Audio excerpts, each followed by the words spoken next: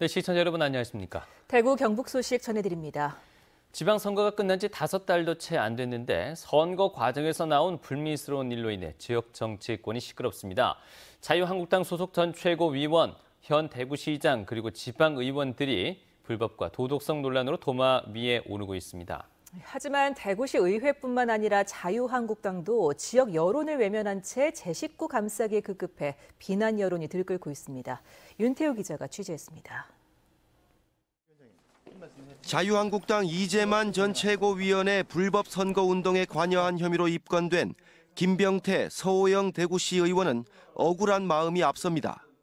죄라고 생각도 안 하고 잘못된 거라고 생각도 안 했는데 그렇습니다. 선관위에서 낸 교육을 못 받았거든요. 앞으로나 이런 일이 이제 불법이라는 거 사람들 아니까 이건 선관위 교육도 필요하지 않겠나 싶습니다. 석사 논문 표절로 경찰 조사까지 받은 대구시 의회 배지숙 의장은 의장직 사퇴 요구에 모르쇠로 일관하고 있습니다. 앞으로 한치 부끄럼 없는 의정 활동을 통해 더욱 봉사하고 대구 시정 발전과 대구 시민의 행복을 위해 최선을 다하겠습니다. 대구시 의회는 이 핑계 저 핑계를 대며 윤리위원회를 열지 않고 있습니다. 시민들의 비판 여론은 안중에도 없습니다. 1대부터 7대까지 비리와 연루된 시의원이 18명인데 제대로 된 윤리위원회를 통해서 제재를 취한 경우가 전혀 없거든요. 선거법 위반으로 기소된 권영진 대구시장도 법정에 출두하면서 짧게 한마디만 했을 뿐 시민들에게 제대로 된 사과를 하지 않고 있습니다. 사정이 이런데도 자유한국당 대구시당은 윤리위원회조차 없습니다. 그래 윤리위원회가 결정을 할 것이냐 안 그러면 우선 사전당규라 이런 것도 고민을 해봐야 되는데 나도 윤리위원회 아직 한 번도 소집을 안 했기 때문에 임명장도 안 줬다고. 자유한국당이 소속 정치인들의 불법 비위 사건을 어떻게 처리할지에 관심이 쏠리고 있습니다. 지역에서 여당 지위를 유지하고 있는 한국당이 지역 유권자들을 존중하는지 아니면 무시하는지를 엿볼 수 있기 때문입니다. MBC 뉴스 윤태호입니다. 이 여당인 더불어민주당이 전통적으로 약세 지역인 대구와 경북 지역 챙기기에 본격적으로 나섰습니다. 지역 예산 확보와 또 성장 동력을 창출하기 위해서 여당 내에 제2기 대구 경북 발전특별위원회가 구성이 됐는데요. 발전특위 위원장을 맡고 계신 더불어민주당 김현권 의원을 모셨습니다. 어서 오십시오. 예, 안녕하세요. 네, 반갑습니다. 자, 이 TK 발전특위가 바로 그저께 이제 첫 회의를 가졌던 걸로 알고 있습니다. 앞으로 특위 구체적으로 어떤 역할을 해 나가게 될지 먼저 말씀 좀 주실까요? 이해찬 당대표 들어오시면서 대구 경북을 전략지역으로 선언하셨거든요. 네. 집권 여당임에도 불구하고 대구 경북의 당세도 약하고 저희들의 의원 단체장은 너무나 부족한 상태고 그래서 TK 발전특위에서 그 역할을 좀 맡아달라. 라는 뜻으로 이해를 하고 저희들이 조직을 했습니다. 네. 근데 이 TK 발전특위가 지난해도 구성이 됐는데 별다른 성과를 내지 못했다 하는 좀 아쉬운 평가를 받았습니다. 올해는 좀 다른 모습을 기대할 수 있을까요? 작년의 성과에 대한 평가는 지금 얘기하기는 좀 그렇고요. 작년과 올해 다른 점은 일단 당의 공식적인 조직으로서 만들어졌다는 거예요. 네. 작년에는 임의 조직으로 만들어졌던 것이고 그리고 또 하나는 작년에는 서울 중심의 의원들만 참여를 했는데 그러다 보니까 예산국회가 끝나고 나서 활동이 뜸했던 거예요. 그것을 방지하기 위해서 이번에는 현역 국회의원들 숫자에 걸맞게 지역 인사들이 동등한 비율로 참여를 했죠. 그래서 앞으로 지역 문제를 풀어나가려고 하면 결국 지역이 주도적으로 참여를 해야 되는 것이고 그래서 이번에는 지역 인사가 대거 참여해서 항상적으로 이 조직이 운영될 수 있는 틀을 만들었다는 거예요. 그게 크게 다른 점입니다. 서울과 지역 간 소통의 창을 좀 더 넓히겠다라는 그렇죠. 말씀인 것 같습니다. 좀 더 심혈을 기울여야 되는 부분이 있다면 어떤 거 꼽을 수 있겠습니까? 당장은 우선 예산국회에서 성과를 내는 것이 1차적인 목표고요. 그리고 지금 대구 경북이 산업의 공동화 현상이 매우 심하지 않습니까? 대구 경북에 맞는 특화된 발전 전략을 수립하는 것. 그래서 장기적으로 우리가 어떤 방향으로 산업을 끌고 가야 할 것이고 이런 부분에 대해서 지역에 맞는 목표들을 수립하고 계획을 갖는 것. 이것이 이 TK 특위를 통해서 꼭 하고 싶은 일입니다. 네. 지금 말씀하신 것처럼 발전특위 아래에 또 각 지역별 특위를 따로 만들어서 지금 지역의 현안을 꼼꼼하게 챙기시겠다 이런 포부를 보여주셨는데 구체적으로 어떻게 진행이 될까요? 그것은 지역에 맞게 정치를 떠나서 여야를 떠나서 예를 들어서 구미발전위원회라고 만들어서 구미의 산업을 대표하는 사람들이나 시민 대표나 다 참여해가지고 우리 지역에 앞으로 구미 뭐 먹고 살 거냐, 구미라는 도시를 어떻게 발전시켜 나갈 것이냐, 이런 논의를 계속 쌓아 나가자는 거예요. 구미, 안동, 대구, 포항 이런 식으로. 그렇게 해서 결국 화산이 폭발하기 전에 안에서 에너지가 계속 쌓여야 하지 않습니까? 네. 그런 일을 지역마다 조직을 만들어서 해나가 보자는 거죠. 예. 네. 알겠습니다. 자, 작년보다는 좀 더 활발한 특위의 활동을 기대해 보겠습니다. 예, 지금까지 더불어민주당 김현권 발전특위 위원장이셨습니다. 고맙습니다. 예, 고맙습니다.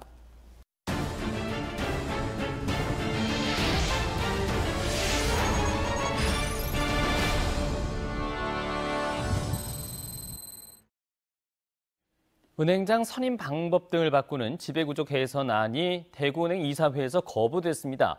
지주와 은행 사이 갈등이 더 악화될 것으로 보입니다. 양관희 기자가 보도합니다. DGB 대구은행이 어제 정기 이사회를 열고 DGB 금융지주가 제시한 지배구조 선진화 방안을 보류했습니다. 은행장 직무대행인 박명흠 사내이사와 김진탁 사회이사 등 이사 7명 모두가 만장일치로 결정했습니다. 지주회사 회장은 외부, 은행장은 내부에서 뽑기로 한 원칙이 개선안에 없다는 것이 보류 이유입니다. 이들은 또 은행장 추천과 사회이사 선임에 관여하는 위원 수도 지주회사와 대구은행이 같아야 한다고 요구했습니다. 이에 대해 DGB 금융지주 측은 반발했습니다. 지주 측은 이번 은행장을 내부에서 뽑기로 한 원칙을 이미 여러 차례 언급했기 때문에 대구은행이 주장하는 보류 이유가 맞지 않다고 밝혔습니다. 또 지주회사가 자회사 CEO를 추천하도록 개선안을 만들었는데 자회사인 대구은행이 지주회사와 같은 수의 추천위원을 선임하는 것은 맞지 않다고 주장했습니다. 지주는 개정안에 맞게 지난달 규정을 바꿨습니다. 그러나 은행은 규정안을 보류하면서 그룹 안에 다른 규정이 함께 있는 비정상적인 상태가 이어지고 있습니다. 7개월 넘게 이어지는 은행장 공백 상태도 더 길어질 전망입니다. DGB 금융지주는 오는 12일 이사회를 열어 은행이 주장하는 내용을 안건으로 다룰 예정이지만 접점을 찾긴 어려워 보입니다. MBC 뉴스 양관입니다. 경상북도는 인사위원회를 열고 대구은행의 자녀 취업을 청탁한 혐의로 1심에서 징역 8개월에 집행유예 2년을 선고받은 경산시의 국장급 간부 A씨에 대해서 중징계인 해임을 의결했습니다. 이에 따라 경산시는 경북도에서 의결 내용을 받은 뒤 15일 안에 처분해야 하고 당사자는 통보받은 뒤 30일 이내에 소청을 제기할 수 있습니다. 경기가 어려워지면서 대리운전에 뛰어드는 사람이 적지 않습니다. 전국적으로 20만 명이 넘고 또 이 중 70% 정도는 전업 대리기사라는 조사 결과도 있는데요. 하지만 열심히 일해도 버는 돈은 얼마 되지 않는다고 합니다. 왜 그런지 윤영균 기자가 취재했습니다. 저는 구미의 대표적인 번화가 중 하나인 원평동에 나와 있습니다. 구미에서는 대리운전이 하룻밤에 3, 4천 건 정도 이루어지고 있는데요. 밤새도록, 그러니까 하루에 10시간 정도씩 한 달 내내 대리운전을 하더라도 실제로 버는 돈은 150, 60만 원 정도에 불과하다고 합니다. 어디론가 급히 뛰어가는 한 남성. 사장님 대리입니다. 안녕하세요. 사장님 어디로 가보실까요? 예방. 임원동에. 네, 알겠습니다. 구미의 대리운전 기본요금은 12,000원입니다. 여기에 업체에 내는 콜 수수료 3,500원이 빠지고 매달 통신비가 8만 원 정도 나갑니다. 1년에 보험료도 많게는 160만 원 정도 공제됩니다. 새벽 2시가 넘으면 대리기사를 이동시키는 차를 이용할 때도 한 번 탈 때 거리에 따라 1,000원에서 5,000원씩 내야 합니다. 구미에서는 프로그램 사용료가 포함된 이른바 출근비라는 것도 매일 1,500원씩 또 내야 합니다. 일을 하기 위해서 돈을 내고 일을 한다는 것은 이해할 수 없는, 납득할 수 없는 그런 상황인 거죠. 그 출근비 어떤 명목 자체도 지금 콜 수수료도 상당히 비싼데. 대리기사의 실제 수입은 손님에게서 받는 대리운전비의 절반 정도밖에 되지 않습니다. 밤 늦게까지 일하지만 최저임금 수준입니다. 굉장히 어려우니까 기사들 많이 모집하고 있어요. 그러니까 기사들은 많이 들어오고 콜수는 없고, 그러니까 딱 이 시장이 좁아진 거죠. 대리운전 기사들은 이른바 법의 노조를 만들어 수수료 인하 등을 업체에 요구했지만 돌아온 것은 사실상 해고였습니다. 프로그램을 강제로 차단을 해서 우리가 콜 기사로서 기사 업무를 수행할 수 없게 정지를 한 겁니다. 그거 없이는 우리가 콜을 탈 수도 없고. 문재인 대통령은 대리기사와 같은 특수고용 노동자의 노동 기본권을 보장하겠다고 공약했지만 달라진 것은 아직 없습니다. MBC 뉴스 윤용균입니다. 대구 환경관리공단의 메탄 저장 탱크가 폭발해 한 명이 다쳤습니다. 오늘 오전 9시 30분쯤 대구 달서구 대천동 환경관리공단에 있는 메탄 저장 탱크에서 원인을 알 수 없는 폭발 사고가 발생해 직원 한 명이 얼굴에 2도 화상을 입고 병원으로 옮겨져 치료를 받고 있습니다. 경찰은 재생가스인 메탄 저장 탱크 시설을 새로 만들다가 폭발이 났다는 목격자들의 진술을 토대로 정확한 사고 원인을 조사하고 있습니다. 경상북도는 평창 동계올림픽에서 사상 최초로 은메달을 획득한 도체육회 소속 여자 컬링 팀킴 소속 선수들이 지도자들로부터 부당한 처우를 받았다는 건을 특별 감사하기로 했습니다.